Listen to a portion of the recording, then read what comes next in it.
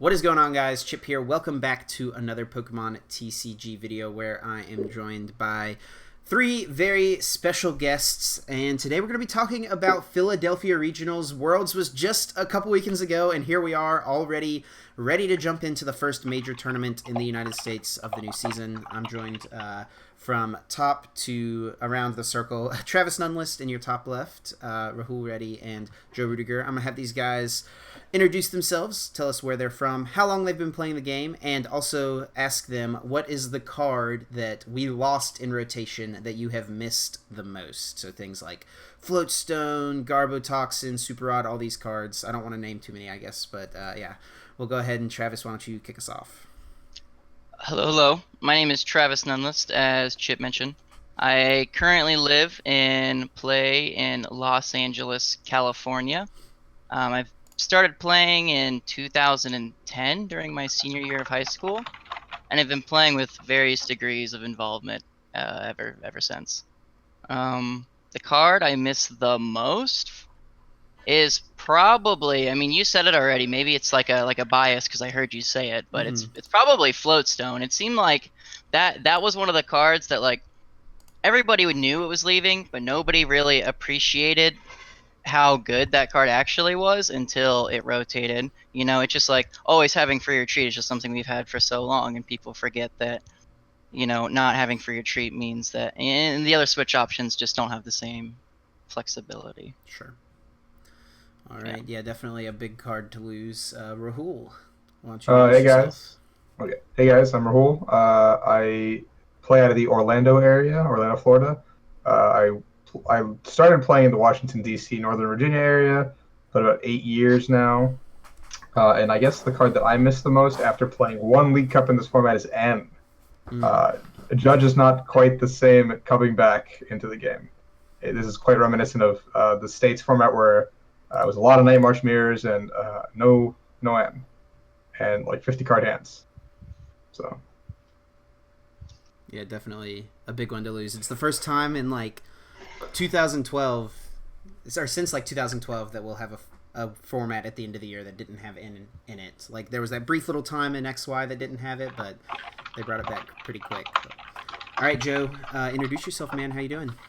All right, I'm doing good. I'm Jerry Rudiger. I'm from Chicago. I've been playing roughly since '09. And the card I miss the most, Travis and Rahul both took my top two options, so I'm just going to go with Professor Sycamore as my third. Yeah, it'll be, I think, starting off in this format, a lot of people are honestly like, it seems like kind of scrambling because this is the first time since 2011, I think, is when Black White Base Set came out. First time since 2011 that we haven't had a discard draw 7 card in the format, which is pretty crazy.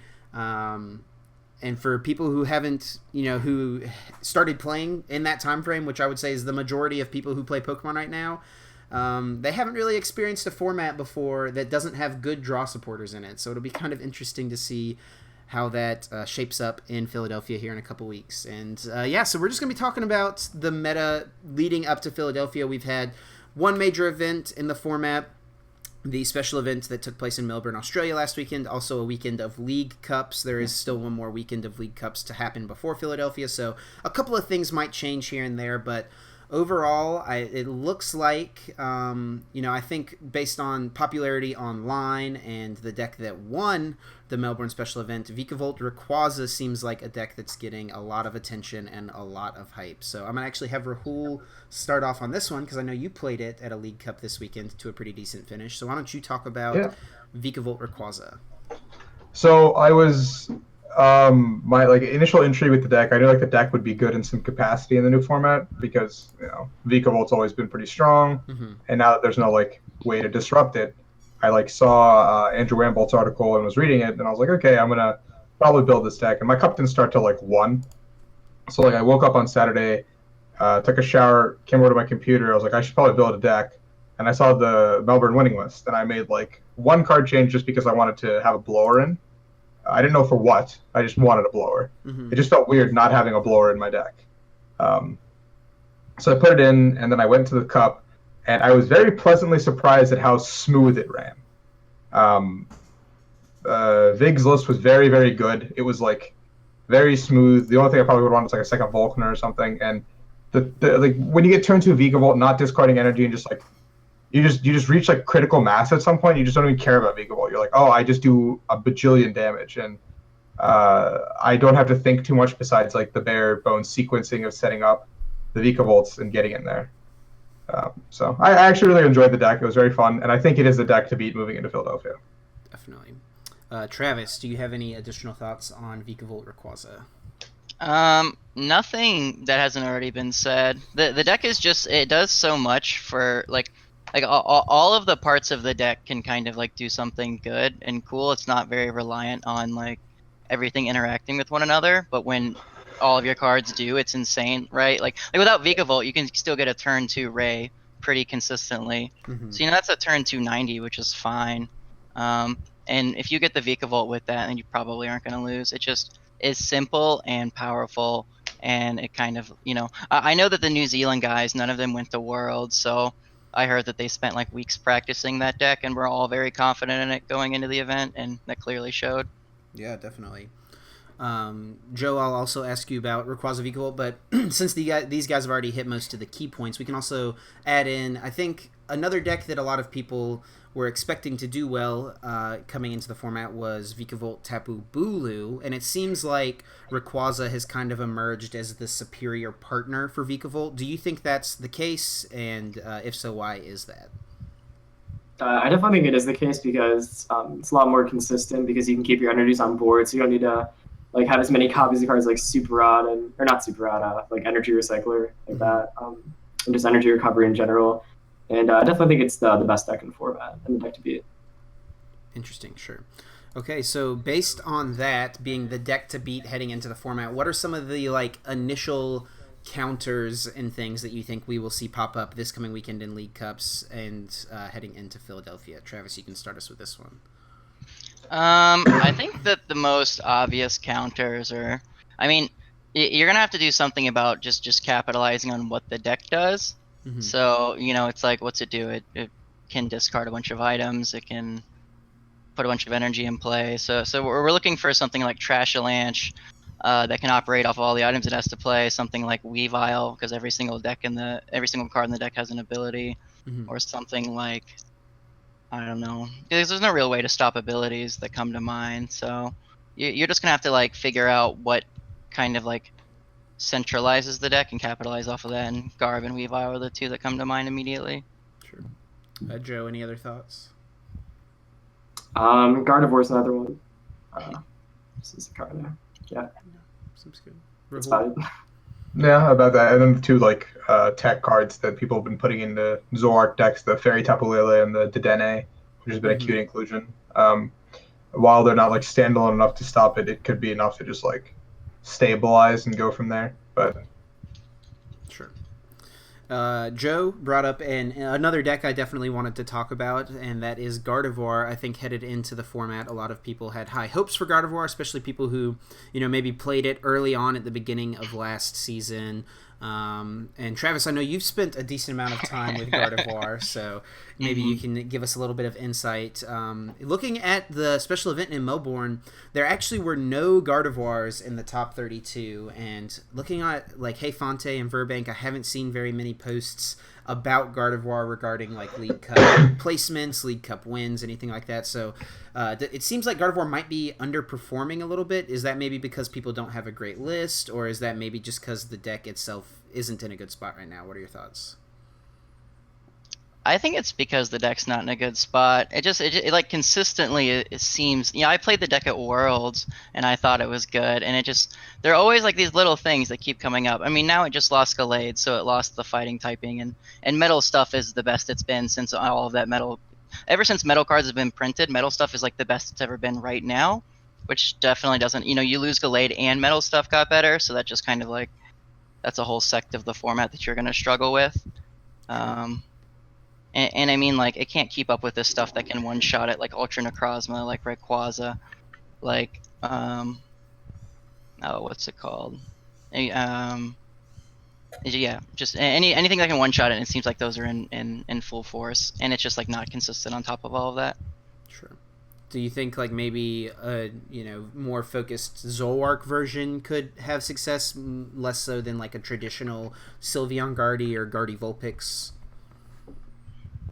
I like the dream, but Gardevoir is starting to remind me of like Greninja, and that like I'm just like, oh man, I've had a couple okay finishes with it, but it's just the inconsistencies of standard just really catch up with it. Yeah, makes sense. Rahul, Joe, do either of you guys have anything to add on Gardevoir? No, pretty much what Travis covered. It's too slow to keep up with the OCOs of this format. I disagree. I actually think it's definitely good enough. I don't think people are building it right, and I just don't think enough people are playing it for to have good finishes. Okay. Yeah. All right, so maybe a little glimmer of hope for Gardevoir in the eyes of Joey Rudiger. So you brought up another interesting point, another thing I wanted to talk about, Travis, and that is metal stuff. The deck that got second place at the Melbourne Special Event was Dusk Magnezone. So it seems like Travis said, it seems like it's in a relatively good spot, as good of a spot as that deck specifically has ever been. It seems we saw the list playing Rabombi to get energies out of the deck every single turn. You've got Steven's Resolve to get your stage 2 set up. So Rahul, what are your thoughts on Duskmane Magnezone in this format? Well, so I played it earlier this year at a regionals, actually. Yes. Yeah. And I actually really enjoyed the deck, and that was in a format where there was a lot more pressure that was able to be applied with Bax Elixirs and like Buzzwole. And like even in that pressureful format, I felt like I could just set up and beat anything. And so in this current format, if you can deal with the only existing problem, which I think is like Rayquaza, you can kind of beat almost any deck because your damage output is also insane. And I don't know, like Magnezone only having 2 retreat is also really cool because like nothing ever gets stuck. Mm-hmm. And Timeless is probably one of the most broken GX attacks this game has ever seen. If you can use it right. You're just like, I'll take another turn. I just killed one small thing, I get another turn. Your setup is destroyed, I get an extra turn to set up on my board. I now have like 2 powered up attackers, your go.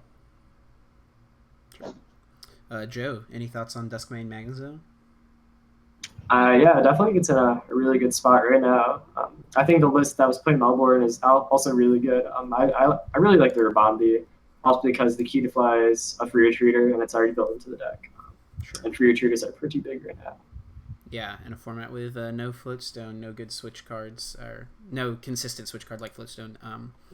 Travis, I know before Worlds, actually on the Super Oddcast, you talked about Duskmane Magnezone a little bit, so I know you've tested the deck at least somewhat recently. What are your thoughts on it in its current spot right now? I think that the biggest tool it has, or my favorite tool, and the Melbourne list didn't even play it, like rules, Dialga GX. I think that card's insane. Like, taking an extra turn is like the most busted effect in any card game ever. It doesn't matter what card game it is, taking an extra turn is always super insane, and Pokemon is no different. But 5 energy is a lot. It's tough to set up, but like it can just win you the game by itself. But I have a hard time convincing myself that is enough to make it worth playing over Vikavolt right now, unless like it's better against, I'm sure the stuff that I'm sure it's better against like Weavile and Garb, like the 2 things I mentioned that are good against Rayquaza. It handles those a little better. It can like 180 Ray with Dialga, which is cool, but I'm not optimistic right now about it. Okay. All right, so moving on from there, there's a couple of Zolwark variants that I want to talk about, and I think like building decks in the new format felt a little weird, like without Professor Sycamore, so a lot of people just kind of, have been opting to play Zolwark decks because it still has consistent draw built into it, right? Trade is the best consistency ability that we've ever seen printed in the game, and just lets you draw through your deck very efficiently and still get set up. So the first one where I want to talk about is Zolwark Lycanroc. Got top 4 at the special event. I think it had a couple of League Cup finishes as well over the past weekend. So Joe, what is your thoughts on Zolwark Lycanroc right now? Zolwark Lycanroc is another deck that is definitely just really good right now. It I think has the most early pressure in the format right now because buzzing isn't really a thing. So the ability to kill like like a Zrua or like a Magnemite or a Grubbin on turn 2 and then still being able to play Draw Spore is pretty good. Yeah, that's about it. Yeah, Bloodthirsty Eye is definitely a pretty powerful ability. Rahul, you played it a decent amount last year. What are your thoughts on it currently this year?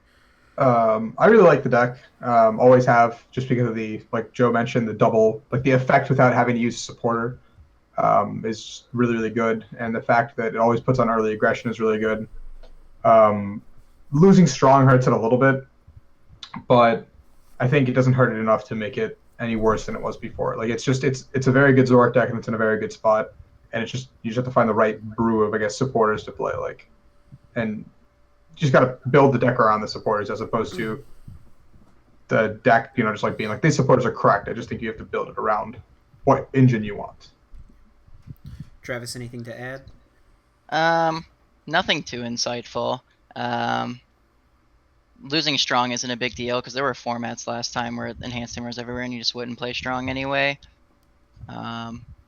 I think it's still good. I mean, it's just losing Bridget. It's like every other deck. It has those problems where it's just like slower and more inconsistent, and it can capitalize on slower starts better, but it itself can also just have slower starts, which make it like not as good, right? Because you can't just search everything at once. Mm-hmm.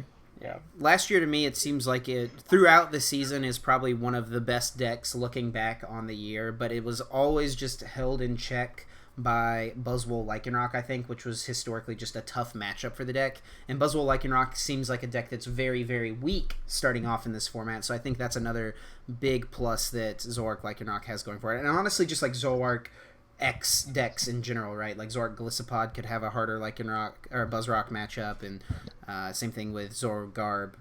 But yeah, what are you guys' thoughts on, I guess, the next one we'll talk about, which would be Zoroark Gliscopod? Pram won a League Cup with it this past weekend, posted a pretty solid looking list on the Team ARG Facebook page. So Rahul, we'll have you start off with this since he is indeed your teammate winning a cup with it. What are your thoughts on Zoropod? I liked his list a lot. It was actually very cool. I hadn't tested without using Apricorn Maker yet because I'm still in like the early phase of testing. But it was really cool to see that he just went with a more aggressive like Kukui, Stadiums, just a bunch of stuff. Like even though he's playing Zoropod, which is traditionally more of a slower heal-oriented deck with the puzzles, and it used to be grindier, he just went like, I'm just an aggressive deck now. Like I have Golisopod, and like if I can hit like Armor Press or Crossing Cut, I'm just gonna take prizes all the time with everything in my deck. And I really, really liked his list. Joe, thoughts on Zoropod? I definitely think it's one of the weaker variants of Zoroark right now because I'm not really too sure if I can handle the one-shot capabilities of Dusk and Ravicable. Sure. I think that's definitely the biggest downfall of it right now because it can out-heal all the other Zoroark variants, and also it does have the typing advantage against Zoroark. So it can handle every deck pretty much well enough besides the one-shot decks. So it seems like it's pretty good against the Zoroark mirrors, and like Rahul was saying as well, like it can just chase down those low HP Pokemon really early, being so aggressive, but it might have a hard time with the bigger HP stuff. Yeah, it'll definitely win the war of attrition, but it will never win the one-shot game. Gotcha. Travis, any other thoughts on Zoroark Gliscopod? No, it's in the same spot it's always been as like a Zoroark deck that doesn't lose anything, but doesn't really like outright beat anything either. I think it's fine, but I wouldn't play it. It's a little too kind of vanilla and predictable. Sure. And then moving on from there, Zoroark Garbodor, the deck that actually just won the World Championships, won NAIC as well. It's been, it's had massive success last season. Is it in a good spot starting off this season? Travis, you can start us off on this one. Yeah, probably. I mean, Trash Lanches, it's still... at its core, it's like the same idea of Zoro Garb last format, where it's like, there's not like any like cool real synergy here, but these are the best cards in the game, and we're gonna play them together and just wish your opponent the best of luck. It still has that power, but I think that Trash Lanch is a little easier to play around now than it used to be. Maybe not because people are playing so many balls, but I don't know. It doesn't. I mean, losing Toxin is definitely impactful. We just got to see how impactful. Yeah, I actually did an interview today with Robin about the World Championships win, and that was one of the things he he talked about in so many of his games, they came down to him being able to go Garbotoxin and his opponent to low and just ride a speeding for 120. And it's like, from there, it's hard to deal with that pressure, and you lost those two really powerful cards. Honestly, 3 cards, because you would usually have a Float Stone on the Garbodor, so pretty big pieces of the combo missing, but does the deck still have enough to keep up? Joe, what do you think about Zorogarb? I don't think so. Zorogarb, it lost pretty much everything that really had it going for it besides Trash Ledge in the new format, because you don't really have you lost Garbotoxin, which was quite possibly like maybe even the best card of all time. Just so strong, being able to show off abilities. Like Garbotoxin, probably the best deck right now in the format if it was still here, just because of how many abilities there are. So I think you can easily play around Trash Ledge in this format because you play so many different supporters now. Like if you're playing a Zoroark deck, you can just trade away the supporters. And yeah, I think you can just easily play around Trash Ledge. Zoroark doesn't really do much with 120. All right, Rahul, anything to add about Zorogarb?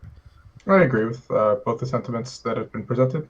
I actually want to just bring up like a side caveat. I was playing my cup, and I ran into someone who I thought was playing Zorogarb with rainbows.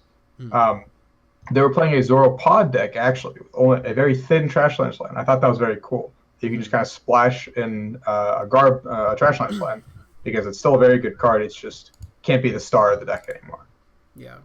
I believe there was actually just a like pretty large League Cup in Peru. I think it was like Peru's first sanctioned event that they had, maybe this year, maybe in recently or anything, something like that. But I saw a deck list from that also included Rainbows, Gliscopod, and Trash Lunch. And it seems kind of interesting to me. A deck like that could have basically never existed last format simply because of Parallel City just like would cripple something that had wanted to set up 3 stage 1s.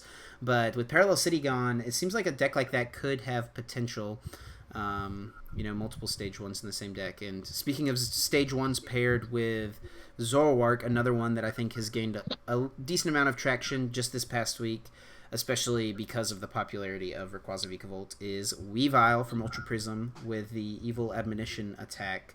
Joe, what are your thoughts on Zoroark Weavile? Or just maybe Weavile in general? Is Zoroark the best partner for Weavile even? I'm not sure. It probably is, just because you can have a consistent partner for it. I definitely think it's really great now because everything basically is an ability on your bench right now unless it's like not evolved. There's not really too many cards besides like different variation of like attacking GXs that don't have abilities, but everything like I think you're base hitting for like probably 100 damage on like turn 3 and like above from there. So Weavile is definitely a really good spot. It seems like to me, or at least it seemed like to me the case last format, that the best players could find a strategy to play around putting too many abilities in play at once, and with so many of the Zoroark decks playing Acerolas, they could just make sure that Weavile was never too much of a threat. Do you think the format just isn't in a spot where that's the case right now, or do you think Weavile is still pretty solid? I definitely think you can play around it to a point, but eventually it'll just get out of hand. Like you miss a card, so you have to put down like an extra Zoroark and trade into it. But you also lose Parallel City, so you can't really get ditch your Lele's anymore, which is I think the biggest thing. Definitely. Travis, anything to add about Zoroark Weavile, or I guess Weavile in general at this point?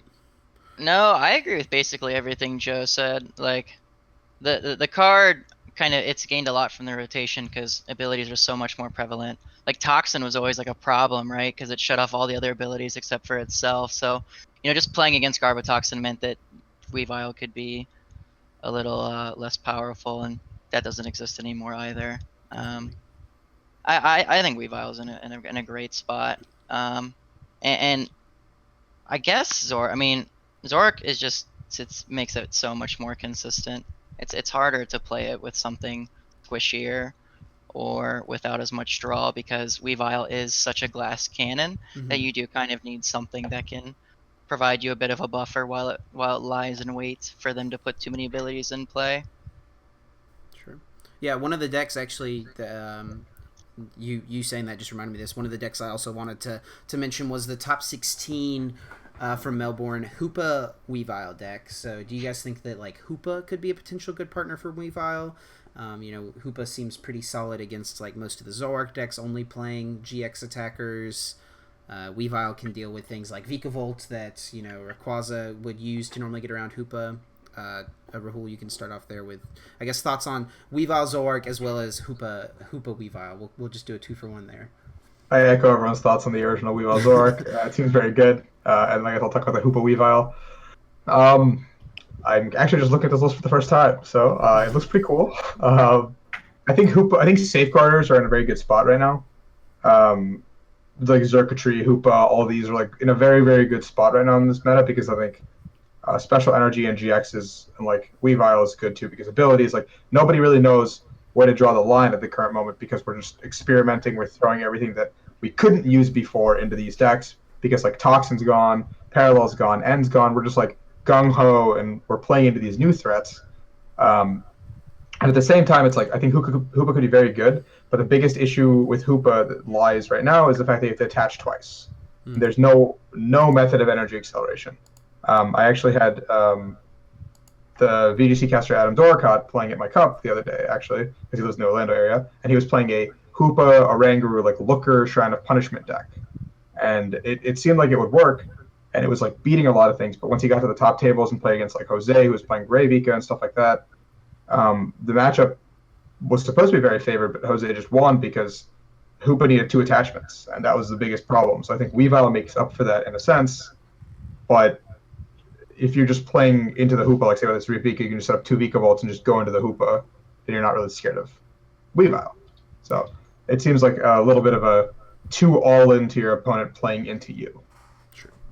I guess from there we could kind of transition to talking about just like you kind of mentioned Xurkitree, Hoopa, just like these like kind of more annoying cards, I guess is a way to put it. Like last year in Memphis we saw Yoshi Tate bring like a really interesting Wishy Walls deck of like mill strategies, and Wailord's been a deck that's had success and expanded. Obviously in standard we don't have things like Tropical Beach to support it, but where do you think like these cards sit in the meta right now? Things like Xurkitree, like Hoopa, maybe a Alolan Ninetales with the Safeguard ability. Travis, you want to start us off talking about these cards? Yeah, I think they're definitely a much better spot. I remember the problem with Hoopa before is that decks could just play a Rangaroo and just kind of deck you out and win.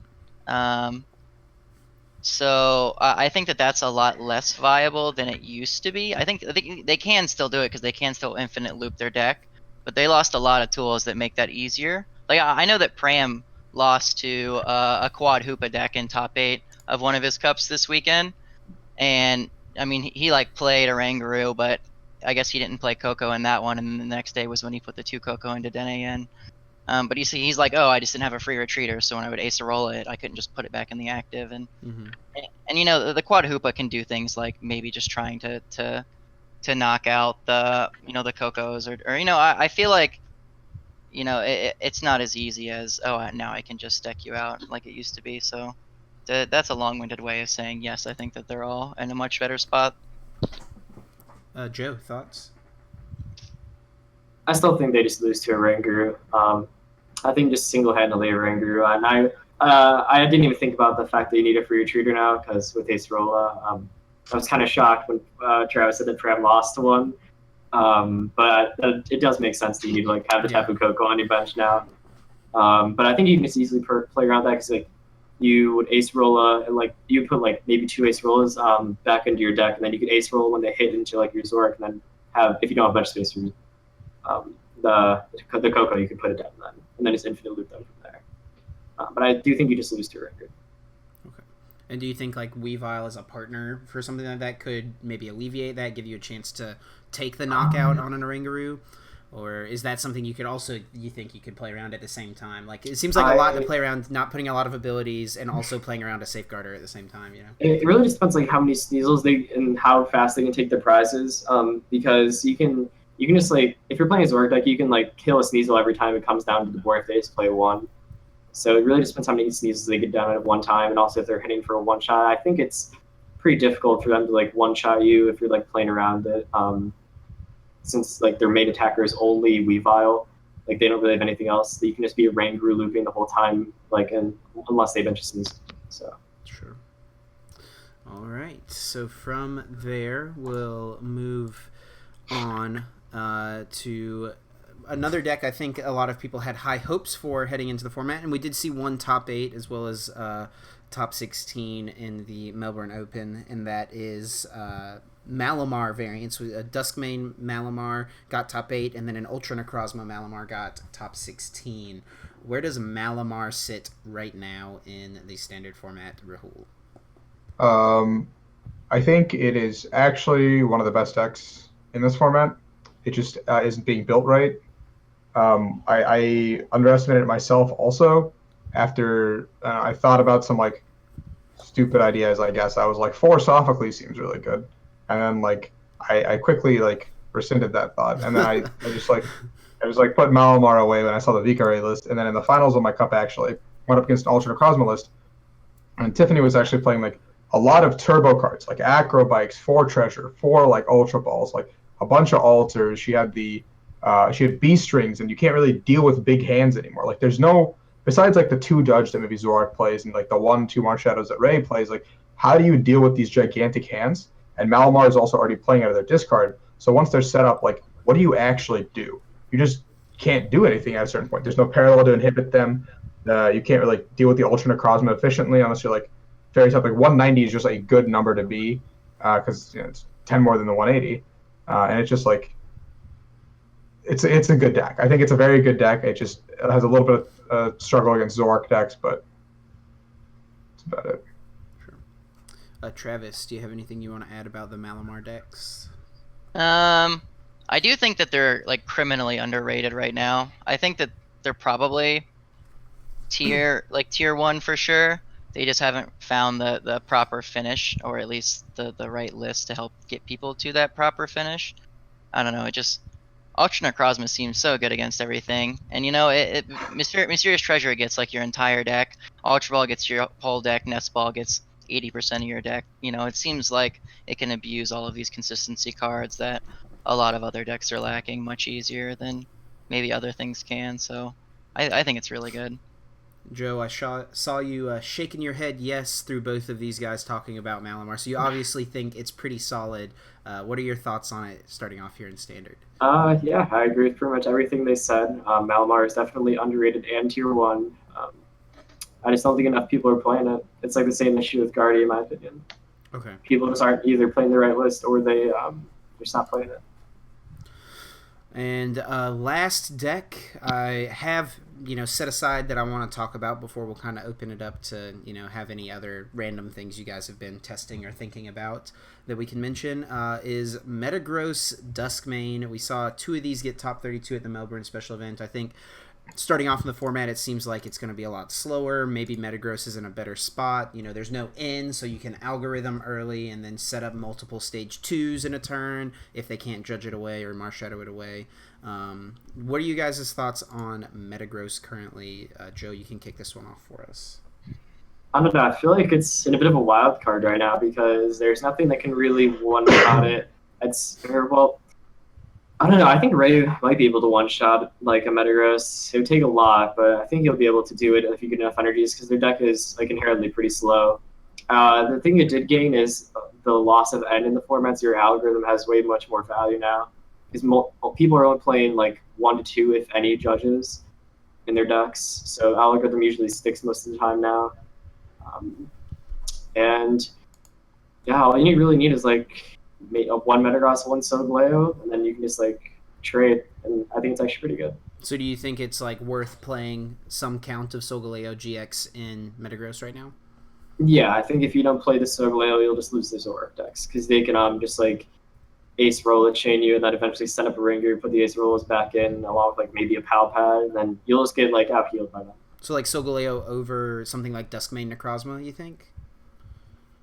Just some way to one shot. I'm not sure which is better. Okay, sure. Rahul, do you have thoughts on Metagross? Well, actually, okay. It's definitely Solgaleo because I didn't even think about it. Solgaleo gives you a retreat option. Free retreat, yeah. That's what I was going to mention. Yeah. I guess one other thing worth mentioning with the other thing, Dusk Necrozma, I forgot what it was called for a second, is that since it has 2 retreat, you can't, retreat into Vulpix on, turn 1 going second. So I think that's a big bummer for the deck for sure. Rahul, what do you think? Just play like old school, slow, just set up, and like once you're set up, like everything's so beefy, you don't really die. The only problem, like Joe said, is that because you're also slow, you could eventually get to the tipping point where like Ray can actually one-shot you, which is a little scary to think about. But if you can match pace and try to kind of clear board, you can be fine. Metagross seems pretty good right now. Cool. And Travis, anything to add? I agree with everything they said. I think Metagross is fine. The list hasn't really been figured out. It's kind of slow, but I mean, I feel like maybe it's because I ran into one of these decks like very early in my online testing where it has stuck with me. But I ran into a Metagross deck that didn't run any of the GX and it just ran 4 of the little ones, and it would just try to like get that one up as soon as possible, and then Steven's Resolve for the rest of the game. Like I remember I like judged them once and then just laid for another one, and it felt like I was getting Cyrus chained all over again. And I mean, it seemed good.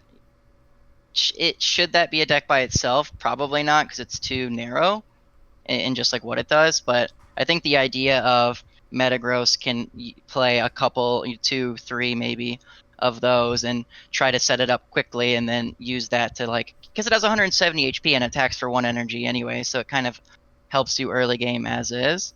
I think that there's some lessons to be learned there as far as that thought process goes. Or if you turn to the GX and you get the thing for 1 energy anyway, right? So both of them are so good. Like you could just play like 4 Resolve, like 2 of those little guys, and just go ham in that way. Interesting. Not something I had thought about either, but that seems definitely like a cool way to be able to set the deck up, because with algorithm there's always the chance that it can get judged away, but if you Steven's Resolve and don't have to end your turn, you're guaranteed another stage 2 basically. It's so busted. It's so snowbally in that regard, but it's like if you build your deck to set that one up, kind of like how Vikavolt just sets up the Vikavolt, then it can kind of like help catapult that snowball. All right, so moving on from here, there's not any other like specific decks I want to talk about, but there are a couple like other just types of strategies that I think we could talk about. And one of the things I think that basically everything we've talked about today has in common, with 1 or 2 exceptions maybe, is that everything that we've talked about has a main attacker that is a GX Pokemon, and it's been a while since we've had a format where like 1 prizers weren't an option, at least. I guess this past Worlds format, is mostly GX dominated. But I don't know. What do you guys think about 1 prizers in the format? Are there any good ones that could be used? I mean, there's the only ones I can think of, like Garchomp. I don't know. I don't want to say everything, but what are you guys' thoughts on 1 prizers? Are there any out there that have potential? Travis, I popped into your stream the other night, saw you playing a little Garchomp, so you can kick us off with that one. What do you think of that? Garchomp's awful. It's like it's a trap. It's such a trap. Like having to play Cynthia and have 2 attachments and blah blah blah blah blah is so lame. And like your whole Lucario engine depends on you, 1, having Lucario out, and 2, having a Garchomp out.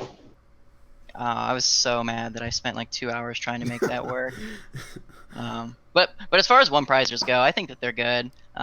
There's probably some kind of like little beast box deck that's really good that nobody's figured out yet. All of those cards are pretty nuts in and of their own right.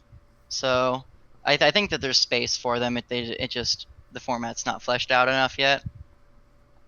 Okay, interesting. Yeah, the Ultra Beasts are definitely all very, very unique, and they have so many different like specific requirements for specific scenarios. It'd be interesting to see a deck with a bunch of them thrown in together with like beast rings to search out specific energies. But Joe, what do you think about 1 prizers? Are there any good ones right now in the format?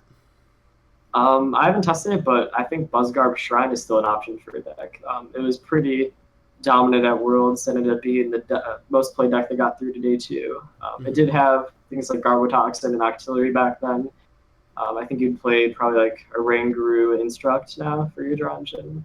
It's not as good as Octillery, but it's definitely something.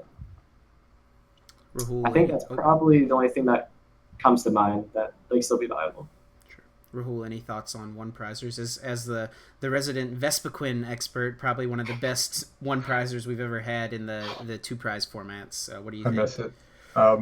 But yeah, I think there's nothing that stands out immediately. Like Travis said, we're kind of waiting for the format to be fleshed out because a lot of the most popular one prize attackers / decks that have kind of come into the limelight have been able to beat like two of the big three or like have a 50-50 against like the quote unquote big threes that existed. Like when Vespiquen was very, very strong in its limelight, it was able to beat Evital very comfortably.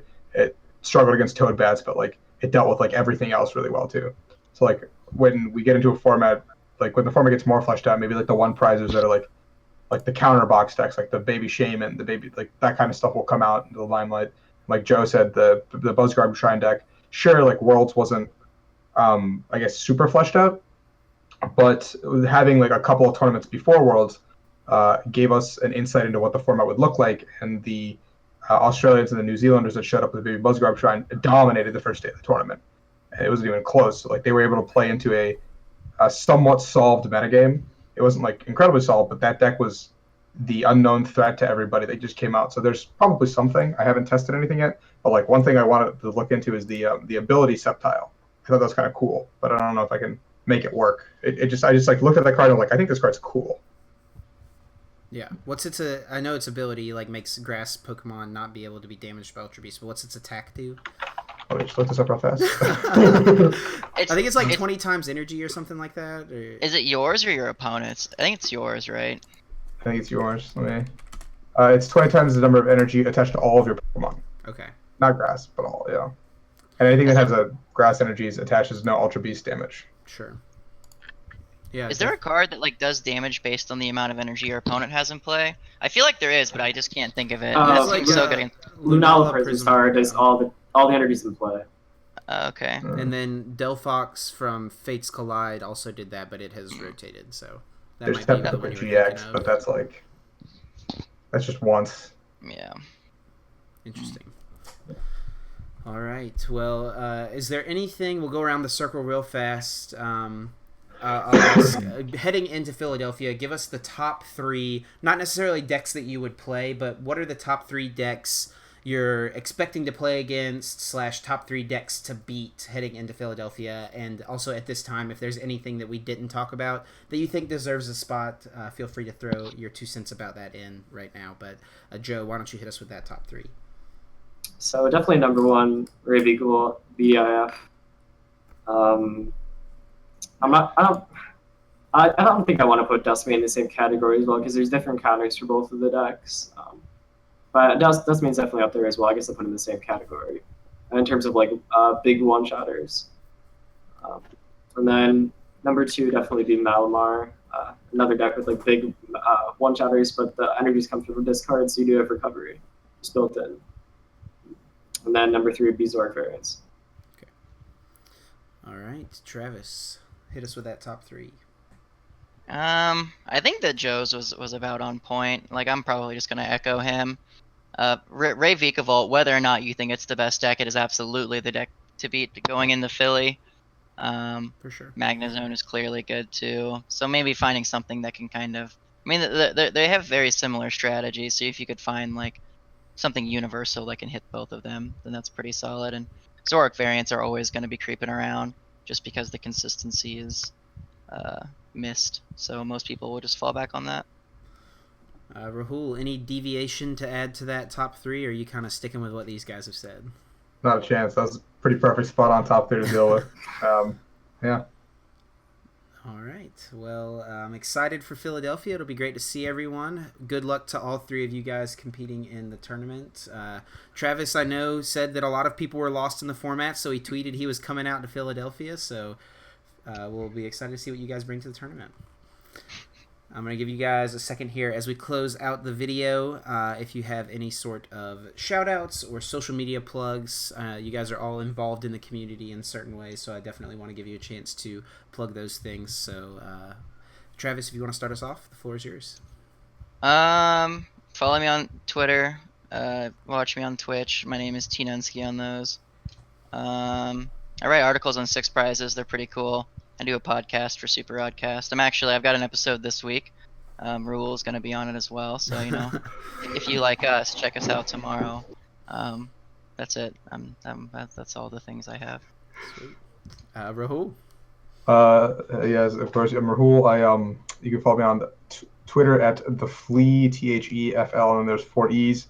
I am on Team ARG, so go to the Facebook page and like that. We share our deck lists and stuff like that, like Pram's winning deck list from the other day. Other than that, feel free to add me on Facebook and hit me up for questions and just talking about Pokemon, because I love talking Pokemon. And Joe, close us out. I do coaching on the Dark Patch. You can find me there. Follow me on Twitter, Joe Rudiger. And then I do stream sometimes. It's been a couple months, but I do stream at Joe Rudiger as well. That's it. All right, guys, and that is going to do it for us. Thank you all to the 3 of you for coming out and sitting down for this, 45-ish minutes that we've been here, so I appreciate your time.